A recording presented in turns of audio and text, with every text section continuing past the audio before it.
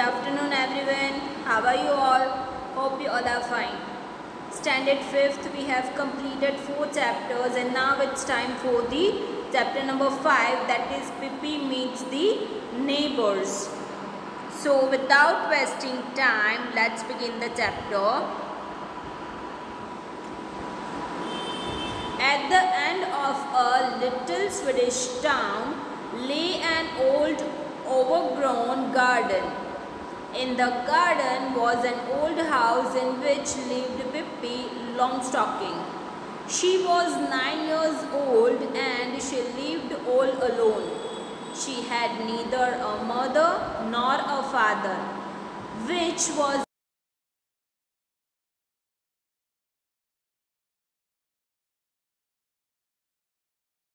she was having the most fun and no one to make her take cod liver oil when she was preferred to eat caramel candy.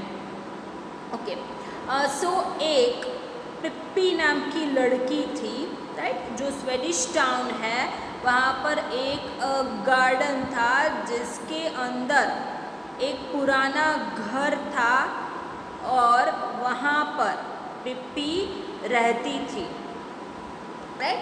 Long stockings इसीलिए बोला गया क्योंकि उसके पैर लंबे थे, वो लंबी थी, वो सिर्फ 9 साल की थी और वो अकेली रहती थी, ना ही उसके मम्मी थी और ना ही पापा थे, राइट।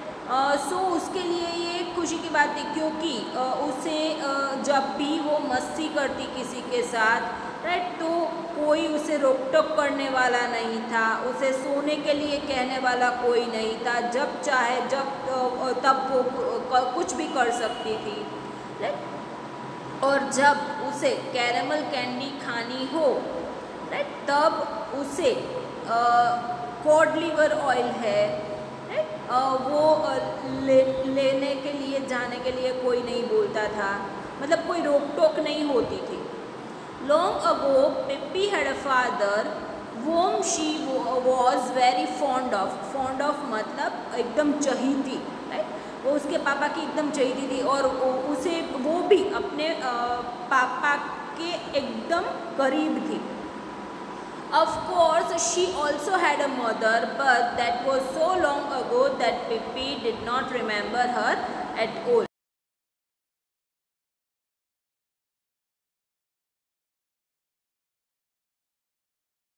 अटैच्ड थी,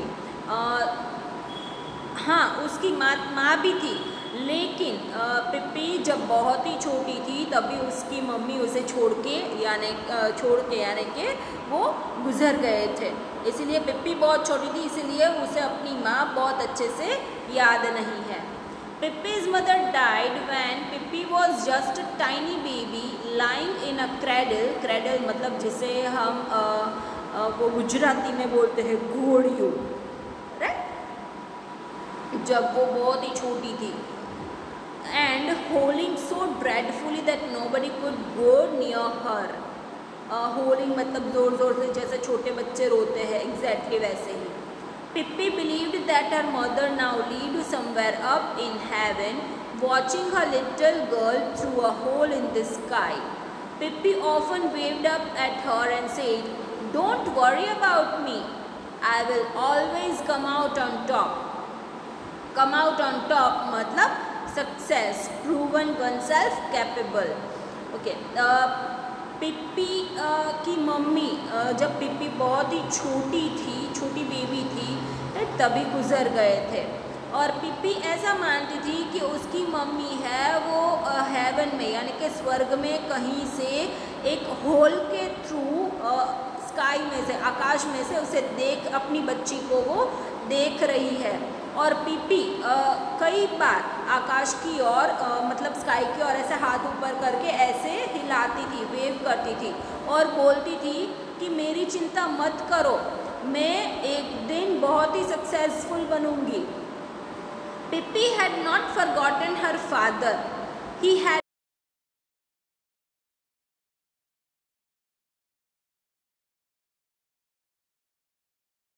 ship until the day her father had been blown had been blown overboard during a storm. पिप्पी भी अपने पापा को नहीं भूली थी, क्योंकि उसके जो पापा है वो एक शिप के कैप्टन थे जो ओशन में, बड़े ओशन में सेल करते थे, राइट। जो सबमरीन्स वगैरह होता है उसमें जो होते हैं, राइट। तो नेवी फोर्स जिसको बोलते हैं, नेवी फोर्स में थे उसके पापा, शिप के कैप्टन थे। तो पिप्पी भी उनके साथ ही सेल करती थी, अपने पापा के साथ ही शिप में, जब तक उसके पापा एक बड़ा सा स्टॉर्म यानी कि जिसे हम गुजराती में बोलते हैं वावाझोड़ू, राइट। तो वो स्टॉर्म आया, उसमें उसके पापा शिप में से ओशन में गिर गए और गुजर गए।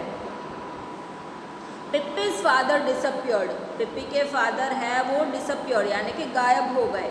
But Pippi was absolutely sure that he would come back. She would never believe that he had drowned मतलब गुजर गए हैं।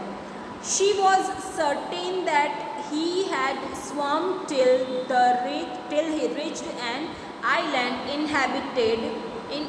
inhabited मतलब occupied, lived in by cannibals. Cannibals मतलब those who eat human flesh, flesh मतलब मांस। She thought he had become the king of cannibals and walked about all day long with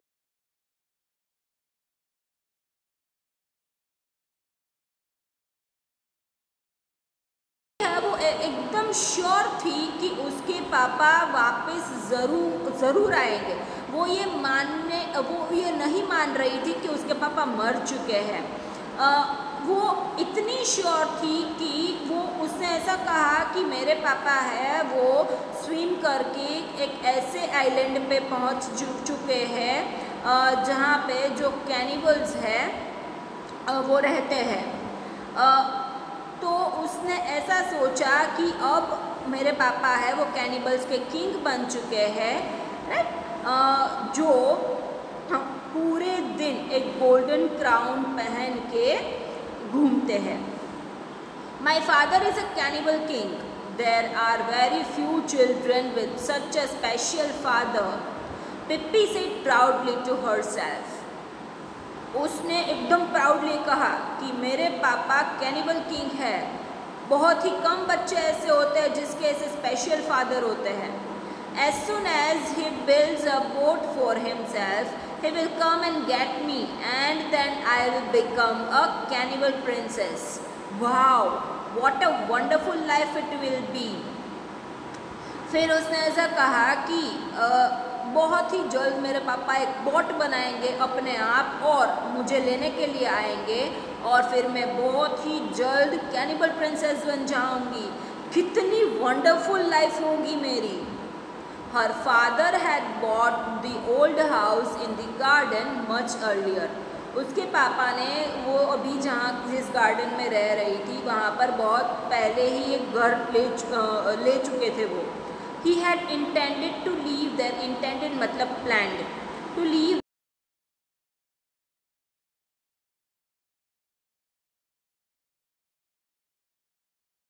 सोच के वहाँ पर घर लिया था कि जब वो बूढ़े हो जाएंगे, वो शिप में सेल नहीं कर पाएंगे तो वो पिप्पी के साथ वहाँ पे रहेंगे। But then unfortunately he had been blown into the sea, लेकिन बहुत ही कम नसीब से unfortunately वो सी में डिसअपियर हो गए, गिर गए। So Pippi decided to go home to Villecula cottage as their cottage was called. So Pippi ने अब डिसाइड किया कि वो अपने घर जाएगी, विलेकुला कॉटेज जो उसके घर का नाम है, and wait for her father to return, और वहाँ जाके वो अपने पापा का इंतज़ार करेगी। The cottage stood there ready and waiting for her. Cottage वहीं पर था और वो भी पिप्पी की राह देख रहा था। So one fine evening in summer she bid farewell. Bid farewell मतलब से goodbye. to all the sailors on her father's ship who had been very fond of her. एक दिन समर का टाइम था, तो फिर एक शाम को उसने जितने भी सेलर्स थे उसके पापा की शिप के, उन सबको उसने गुड बाय कहा, जो पिप्पी के एकदम नज़दीक थे।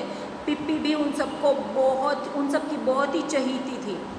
Don't worry about me, she said as she wished them goodbye. I will always come out on top. फिर जाते जाते गुड बाय कहते हुए उसने सबको कहा कि मेरी चिंता मत करो, मैं हमेशा सक्सेसफुल रहूँगी, हमेशा सक्सेसफुल बनूँगी। Pippi had taken 2 things from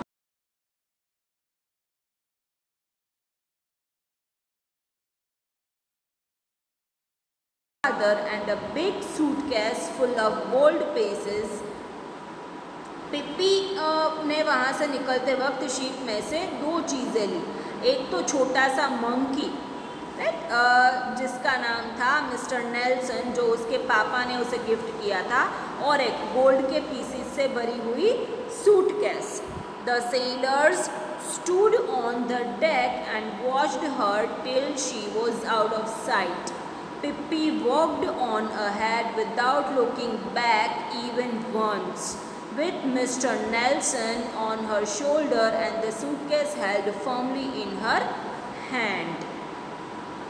फिर पिप्पी वो दोनों चीज़ें लेके वहाँ से निकली और जितने भी सेलर्स थे वो तब तक उसे देखते रहे जब तक उनकी नज़र जा रही थी, लेकिन पिप्पी ने एक बार भी पीछे मुड़ के नहीं देखा। वो तो मिस्टर नेल्सन और सूटकेस के साथ एकदम अच्छे से वहाँ से निकल गई। A remarkable child, said one of the sailors as Pippi disappeared from view. जैसे ही पिप्पी को देखना उन्होंने बंद किया तो उन सारे सेलर्स में से एक ने बोला कि अ रिमार्केबल चाइल्ड, रिमार्केबल मतलब अनयूजुअली गुड, बहुत ही अच्छी, एक बहुत ही अच्छी बच्ची है ये। He was right. Pippi was a truly remarkable child. The most remarkable thing about her was her strength. उन्होंने सही बोला कि पिप्पी है वो सच में एक रिमार्केबल चाइल्ड है, क्योंकि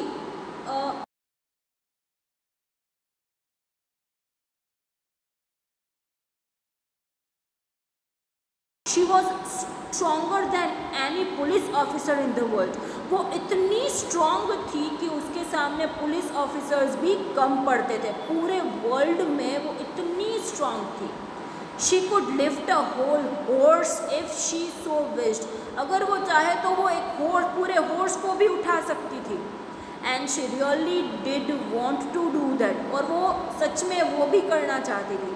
So Pippi bought a horse for herself with one of her many gold pieces the day she came home to Villecula Cottage. जब वो अपने घर विलेकुला कॉटेज आई तब उसके पास जो गोल्ड पीसेस थे उसमें से उसने अपने लिए एक हॉर्स भी खरीदा। She had always wanted a horse of her own and now there she had one living on her porch. Porch मतलब covered veranda in front of a building, जो porch होता है, गैलरी जिसे हम बोलते हैं, राइट, स्पेस जिसको बोलते हैं। सो अब वो जो चाहती थी, राइट, जिसके साथ रहना, वो भी अब हॉर्स उसके साथ था। When Pippi wanted to drink her afternoon tea, she just lifted the horse with great ease so that he could graze in the garden. जब पिप्पी अपनी दोपहर की चाय पीना चाह रही थी तब उसने हॉर्स के पास जाके उसे थोड़ा सा ऐसे लिफ्ट अप किया, थोड़ा सा उसे ऐसे अप किया, ताकि वो गार्डन में आराम से ग्रेज यानी कि फीड ऑन ग्रास में ऐसे पूरे वो घूम सके।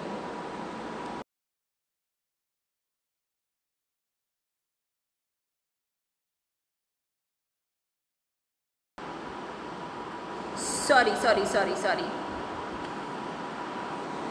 Next to Villicula cottage lay another garden with another cottage. Okay, Villicula cottage है, उसके बाजू में ही उसने गार्डन और उसके बाजू में ही एक दूसरा कॉटेज है वो बनाया. In that cottage lived a mother and father with their 2 charming children. वहाँ पर भी एक कॉटेज था और उस कॉटेज में एक मदर और फादर रहते थे अपने 2 चार्मिंग चिल्ड्रन के साथ, एक गर्ल और एक boy. The boy's name was Tommy and the girl's Annika. Boy है उसका नाम टॉमी था और गर्ल का अनिका.